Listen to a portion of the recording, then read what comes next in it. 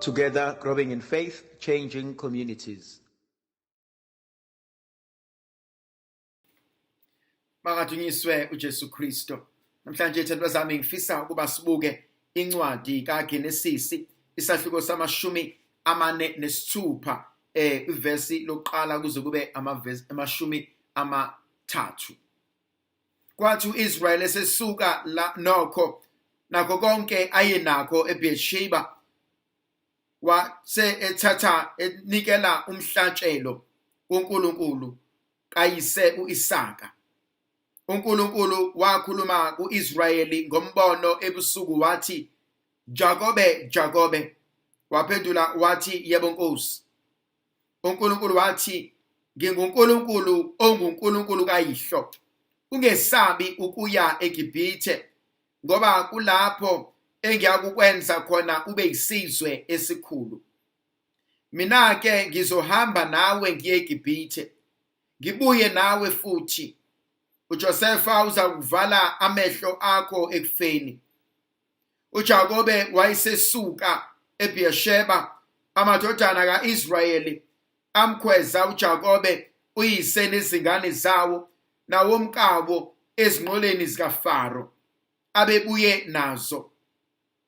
Bathatha imfuyo yabo nempahla yabo ababeyizuze ezweni laseKhenana, bafika eGibhithe, uJakobe kanye nayo yonke inzalo yakhe, amadodana akhe namadodana akhe, namadodakazi akhe namadodakazi amadodana akhe. Yonke inzalo yakhe yaya naye eGibhithe. Wathuma uJuda phambili aye kubika kuJosefa ukufika kwabo esifundeni saseGosheni, ukuba akhombele indawo. uJosefa wayesebabophela inqola yakhe, waya kumhlangabeza uIsrayeli uyise eGosheni.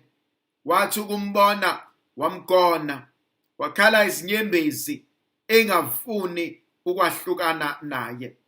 uIsrayeli wayesethi kuJosefa, "Sengingafa kahle, ngoba sengibuye ngabubona ubuso bakho, ngagculiswa ukuthi usaphila." Hayi thandwa zami, yangithinta lenkonzo yokuhlangana kukaJakobe noJosefa. Kunezinto ezenzakalayo uthi uJakobe esethatha isinqumo sokuba uyehla uya eGibhithe, ebesethi ngicela kuqala ukuyokwethulela uJehova umhlatshelo. Ngicela ukuyobika, ngicela ukuyocela inkambo nendlela nohambo oluhle. Ibalekile leyo nto. Ibalekile leyo nto ukuthi muphuma phakathi kwekhaya mubikele uJehova. Cela uNkulunkulu, bika ukuthi usaphuma uyahamba. Khona noma yini ohlangabezana nayo, uNkulunkulu abe esekhona ngaphambili. Awuthi muhamba kwaziwe la oya khona. Uma kukhona inkinga obhekana nayo, bazi emumva ukuthi uphume wathi uyaphi. Ngiyayithanda inkonzo eyenziwa uJakobe ikhehlelidala. Lithi ngisayobika, ngisayoshisa impepho ngendlela esafundiswa ngayo. Athi maqeda ukuyobika enze lo mhlatshelo ongcwele, maqedana izulu lifike kuyena ebusuku. Athi mina nginguNkulunkulu wakho, uNkulunkulu kayihlo uIsaka. Athi ngikuzwile ubika, ungesabi, hamba uye eGibhithe. Hamba, ngizohamba nawe. Ngizokwenza isizwe esikhulu sakho eGibhithe. ungesabi. Lento yavuka kumina ukuba kubaluleke kangakanani ukucela indlela. Nkosi ngisaya kwi-interview. Nkosi ngisaya esikoleni. Nkosi ngisaya emsebenzini. Nkosi ngiyavuka manje ngizohamba ngenqola yomlilo. Nkosi noma yini ingenzeka kodwa ngicela ukufihlwa nguwena. Khona umhlabelelo enguthandayo othi ngifihle kuwe nqaba yami. Lenkonzo uNkulunkulu asivezela yona yokucela. Ivela ekwazini ukuthi angiziphathele impilo yami. Ukhona oyiphethe impilo yami. Ukhona olungisa impilo yami. Ukhona ophelelisa impilo yami. Yahlupha impilo yomuntu oyiphathela yena. Ngoba ngizokwenza amaphutha amaningi ngingaboni. Enye into engithintayo, uNkulunkulu uyamphendula ubuyela kuyena. Uthi ungesabi. Ngibuka uJakobe lithi izwi bamqubula bamfaka enqoleni ezomyisa eGibhithe. Bese kuvuka kumina enxebeni ukuthi aqali ngaye ukufakwa enqoleni. Kuke kwafakwa indodana yakhe uJosefa idayiswa ngabafowabo. Yafika eGibhithe njengesigqila. Kodwa uJakobe akazufika njengobaba wesigqila. Uzofika njengobaba wesikhulu. Akazofika ngoba nakhe edayisiwe, kodwa uzofika ngoba nakhe efumene umusa. Kunezinto esizobusiswa ngazo ngenxa yokulunga kwabantwana bethu. Kunezipho esizophiwa zona ngenxa yokuhamba kahle kwabantwana bethu. Kunezindawo esohlonishwa kuzona ngenxa yokuhlonipha nokulunga kwabantwana bethu. Kanjalo kuneyindawo esingeke sivunyelwe ukungena kuzona ngenxa yabantwana bethu abadelelayo.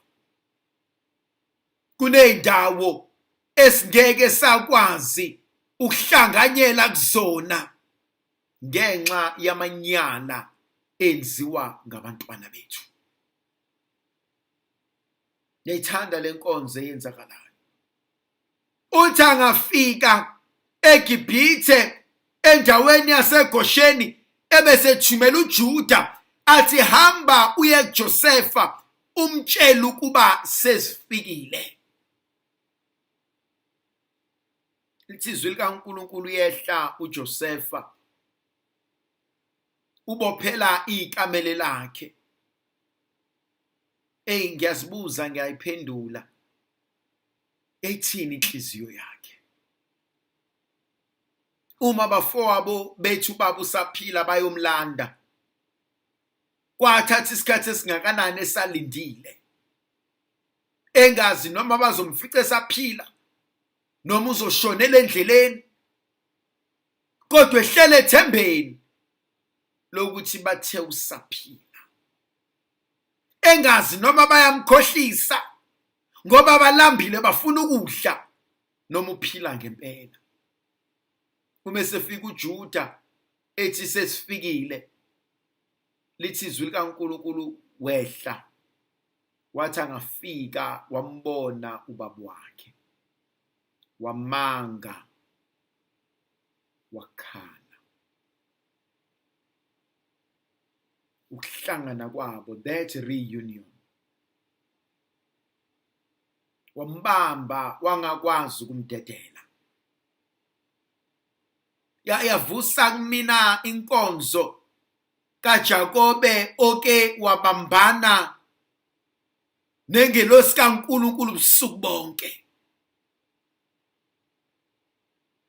Ngibuka uJakobe othi mntanami wahamba usalibhungu semncane, ngangisakuthuma ngingafuni uyokwelusa usayingane, athi manje sewumpunga. Athi uJakobe mntanami wahamba ngitshela ukuthi uyabuya kodwa ubuyanga. Ngimbuka mhlambe enhlizweni yakhe uJosefa uthi hey baba ngahamba wawusayinsizwa, manje sewumchiliba wexhegu. Ngahamba baba sasakwazi ukudlala nawe egcekeni, ungigijimisa ungigoqosha, kodwa namhlanje ngifika kuwena sengizokuvala amehlo.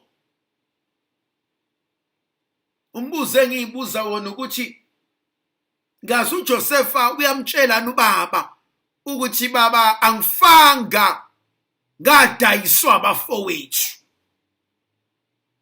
Ngazi uJosefa uyamtshelana ubaba ukuthi baba angifanga, abafowethu labo ohlala nabo yibona bangavumanga ukuba ngikhulele ekhaya. Ngazi uJosefa uyakwazi ukuthi baba le ngubo wangenzela yona, bangiphuca yona, bayiklebhula, babulala izinyane ngabezwa bekhuluma bethi igazi lezinyane elizothatha igazi lami. Ngiyayibuza ngiyayiphendula ukuthi uJosefa uthini kubaba? Bathini abafowabo mabebuka? Athi baba abafowethu bebekuzukhala, uthi uyangikhumbula, kodwa akekho isho yedwa waba neqiniso. Wathi baba umntwanakhe akafanga, asimazi ukephi kodwa akafanga, samdayisa. Ngibuka abafowabo ababukayo, abakhala inyembezi, ngiyababuza ngithi bakhala ngoba nakhu bejabula o bakhala ngoba nakhu bedliwa unembeza? Ukuthi ukube asibanga nabo ubulwane uJosefa bezokhulela ekhaya. Ngibuka uJosefa ebuka ingane zabafowabo, ezozibuza nina ningobani, nizalo ubani. Bakhulile labantu, bakhulu uJosefa engekho ekhaya. Kuzoke kube khona isikhathi bekhuluma izinto zasendlini uJosefa ngekazazi, ngoba wayeseyintabeni exoshwe abafowabo. Ngibuka ukuhlangana kwabo lithi izwi likaNkulunkulu, abakwazanga ukudedelana.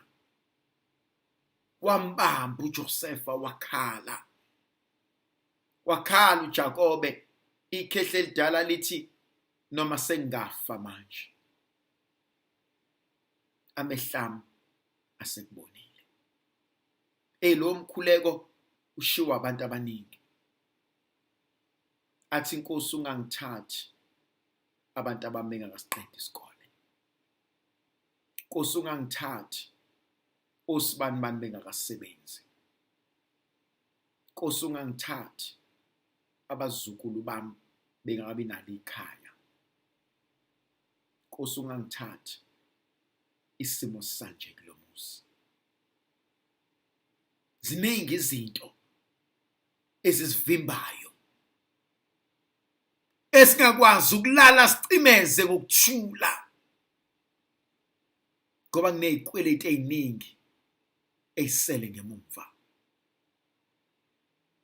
Uthi namhlanje uJakobe uthi Nkosi noma ungangithatha njalo ngelinye ilanga uSimeyoni uma evangelini likaLukas isahluko sesine behamba beyowethula uJesu isahluko sesibili athi uSimeyoni athi oNkosi noma usungemukisa noma usungathatha umphefumulo wenceki yakho ngoba amehlama libonile usindiso lwakho. Bangaki kuthina njengabazali abangathi Nkosi noma usungangithatha ngiyabonga ngoba engangikufisa ngikubonile kwenzeka empilweni yami nakubantwana bami. Mahlahlamelise uNkulunkulu Somandla Ndlovukazi yezulu isibusise nguyise nendodana nomoya ocwebileyo. Amen.